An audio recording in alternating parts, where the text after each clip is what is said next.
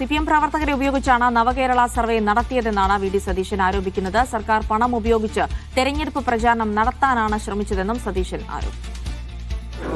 Government ആരംഭിച്ച നവ Kerala survey പ്രതിപക്ഷം ശക്തിയായി എതിർത്തിരുന്നു. കാരണം CPM ആണ് ആദ്യ സർക്കുലർ ഇറക്കിയത്. CPM പ്രവർത്തകരെ വോളണ്ടിയർമാരായിട്ട് DYFI പ്രവർത്തകരെ വോളണ്ടിയർമാരായി നിശ്ചയിച്ചുകൊണ്ടുള്ള നവകേരള സർവേ. എന്നിട്ടത് സർക്കാർ ഏറ്റെടുക്കുന്നു. ഈ വോളണ്ടിയർമാർക്ക് സർക്കാർ പണം കൊടുക്കുന്നു. അപ്പോൾ DYFIക്കാരെ കൊണ്ടും CPMകാരെ കൊണ്ടും സർവേ നടത്തിയിട്ട് ഇലക്ഷൻ ക്യാമ്പയിൻ നടത്താനും ഗവൺമെൻറ്റിൻ്റെ നേട്ടങ്ങൾ ആളുകളിൽ എത്തിക്കാനും നടത്തിയ ശ്രമമാണ്. അതായത് നേട്ടങ്ങളെന്ന് അവകാശപ്പെടുന്ന കാര്യങ്ങൾ എത്താനും വേണ്ടി നടത്തിയ അതിനെ പ്രതിപക്ഷം അതിശക്തിയായി എതിർത്തിരുന്നു. ഇന്ന് ബഹുമാനപ്പെട്ട ഹൈക്കോടതി അത് നിയമവിരുദ്ധമാണ് എന്ന് പ്രഖ്യാപിക്കുകയും നിർത്തിവെക്കാൻ ആവശ്യപ്പെടുകയും ചെയ്തു.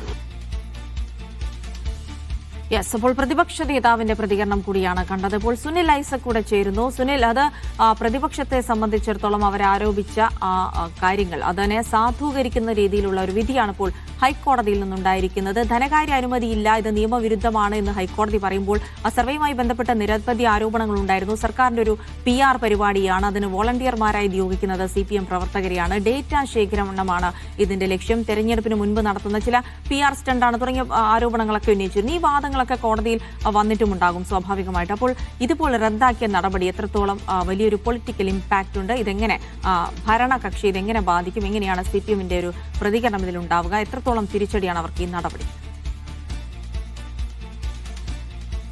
സംസ്ഥാന ഖജനാവിൽ നിന്ന് പണം മുടക്കി സർക്കാർ പ്രൊമോഷൻ, പാർട്ടി പ്രൊമോഷൻ എന്നായിരുന്നു പ്രതിപക്ഷത്തിന്റെ ആരോപണം ഈ സർവേയുമായി ബന്ധപ്പെട്ടുകൊണ്ട്.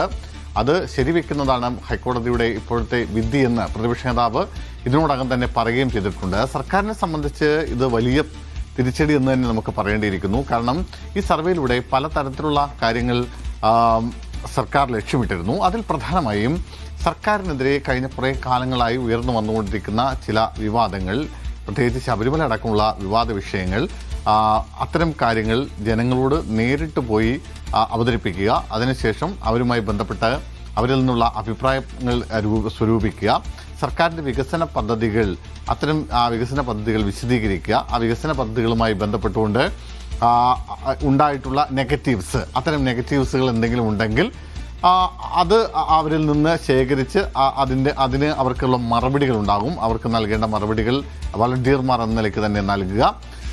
ഒപ്പം ഇത്തരം വിഷയങ്ങളുമായി ബന്ധപ്പെട്ട് ഈ സമീപ കാലഘട്ടത്തിൽ ഉയർന്നു വന്നിട്ടുള്ള ഏതെങ്കിലും തരത്തിലുള്ള വിവാദങ്ങൾ, സർക്കാരിനെതിരായി വന്ന സർക്കാരിൻ്റെ പ്രതിച്ഛായയെ ബാധിക്കുന്ന തരത്തിലുള്ള വിഷയങ്ങൾ, വിവാദങ്ങൾ, അത്തരം കാര്യങ്ങളിലൊക്കെ ജനങ്ങൾക്കുള്ള മറുപടി സാധൂകരിക്കുക, അവർക്ക് കൃത്യമായ ഉത്തരങ്ങൾ നൽകുക. കൃത്യമായി പറഞ്ഞാൽ സർക്കാർ സ്പോൺസേഡ് അല്ലെങ്കിൽ സർക്കാർ ഖജനാവിൽ നിന്ന് പണം മുടക്കി സർക്കാരിന് വേണ്ടി നടത്തുന്ന ഒരു പ്രചാരണ പരിപാടി തന്നെ എന്ന നിലയ്ക്ക് തന്നെയായിരുന്നു ഈ നവകേരള സർവേയെ പ്രതിപക്ഷം വിമർശിച്ചിരുന്നത്. അതിനെതിരെയാണ് ഇപ്പോൾ ഹർജി വരികയും ആ ഹർജിയിലാണ് ഇപ്പോൾ സർക്കാരിനെതിരായി സർക്കാരിന് തിരിച്ചടി എന്ന നിലയ്ക്കുള്ള ഒരു ഉത്തരവ് പുറത്തേക്ക് വരികയും ചെയ്തിരിക്കുന്നത്. എന്തായാലും നിയമസഭാ തെരഞ്ഞെടുപ്പ് ലക്ഷ്യമിട്ടുകൊണ്ടായിരുന്നു ഇത്തരത്തിലുള്ള സർവേയുമായി സർക്കാർ പോകുന്നത്. മാത്രമല്ല പല തരത്തിലുള്ള സർവേകൾ സർക്കാർ ഇതിനോടകം തന്നെ പ്രഖ്യാപിക്കുകയും കുറേയൊക്കെ നടപ്പിലാക്കുകയും ഒക്കെ ചെയ്തിട്ടുണ്ട്. അതിൽ പല സർവേകളും പ്രതീക്ഷിച്ചത്ര ഗുണം ചെയ്തില്ല എന്നൊരു വിലയിരുത്തൽ CPMനും സർക്കാരിനും ഉണ്ട് താനും. CPMന്റെ കഴിഞ്ഞ ദിവസങ്ങളിലൊക്കെ ചേർന്നിട്ടുള്ള സെക്രട്ടേറിയറ്റ് യോഗത്തിലടക്കം ഈ സർവേ പ്രതീക്ഷിച്ചത്ര ഗുണം പല സർവേകളും ചെയ്തിട്ടില്ല, ജനങ്ങളിലേക്ക് വേണ്ട രീതിയിൽ എത്തിയിട്ടില്ല, ഇറങ്ങിച്ചെന്നിട്ടില്ല തുടങ്ങിയ ആരോപണങ്ങളും ആക്ഷേപങ്ങളും ഒക്കെ നിലനിൽക്കുന്നുണ്ട്. എങ്കിൽ കൂടിയും അതിനെ കുറെ കൂടി സജീവമാക്കാനുള്ള ശ്രമങ്ങൾ സർക്കാർ ഭാഗത്തു നിന്നും പാർട്ടി ഭാഗത്തു നിന്നും ഒക്കെ ഒരു ഭാഗത്ത് ഒരു കോണിലിങ്ങനെ നടന്നുകൊണ്ടിരിക്കുന്നതിനിടയിലാണ് ഇപ്പോൾ കോടതി തന്നെ വടിയെടുത്തിരിക്കുന്നത്. കോടതി തന്നെ സർക്കാരിനെതിരെ വടിയെടുക്കുകയും ഈ സർവേ റദ്ദാക്കിക്കൊണ്ടുള്ള ഉത്തരവ് പുറപ്പെടുവിക്കുകയും ചെയ്തിരിക്കുന്നത്. വലിയ അതിശക്തമായ തിരിച്ചടി തന്നെയാണ് സർക്കാരിന് ഉണ്ടായിരിക്കുന്നത്. അതായത് പ്രതിപക്ഷം ഉന്നയിച്ച ആരോപണങ്ങൾ ഒരു പരിധിവരെ ഹൈക്കോടതി ശരിവെക്കുന്നു എന്ന് വേണം നമുക്ക് ഈ വിധിയിലൂടെ മനസ്സിലാക്കാൻ. എന്തായാലും തെരഞ്ഞെടുപ്പ് വിജ്ഞാപനം 10-15 ദിവസത്തിനുള്ളിൽ ഉണ്ടാകും. ആ തെരഞ്ഞെടുപ്പ് വിജ്ഞാപനം പുറത്തിറങ്ങുന്നതിന് മുമ്പ് തന്നെ സർക്കാരുമായി ബന്ധപ്പെട്ട അവരുടെ വികസന പദ്ധതികൾ ജനങ്ങളിലേക്ക് നേരിട്ടെത്തിക്കുക, ജനങ്ങളുമായി ബന്ധപ്പെട്ട് ജനങ്ങൾക്ക് സർക്കാരുമായി ബന്ധപ്പെട്ട് ഉയർന്നു വന്നിട്ടുള്ള ആക്ഷേപങ്ങൾ, ആരോപണങ്ങൾ, അതിനൊക്കെ മറുപടി നൽകുക തുടങ്ങിയ ലക്ഷ്യങ്ങളോടുകൂടിയായിരുന്നു ഇത്തരമൊരു സർവേ ഉദ്ദേശിച്ചത്. അതിനാണ് ഇപ്പോൾ ഹൈക്കോടതി അതിനെയാണ് ഇപ്പോൾ ഹൈക്കോടതി വേണ്ട, അത് സർക്കാരിന് ധനകാര്യ അനുമതിയില്ലാതെ ഇത്തരമൊരു പരിപാടി നടത്താൻ പാടില്ല എന്ന വാദം അംഗീകരിച്ചുകൊണ്ട് ആ സർവേ ഹൈക്കോടതി റദ്ദ് ചെയ്തിരിക്കുന്നത്.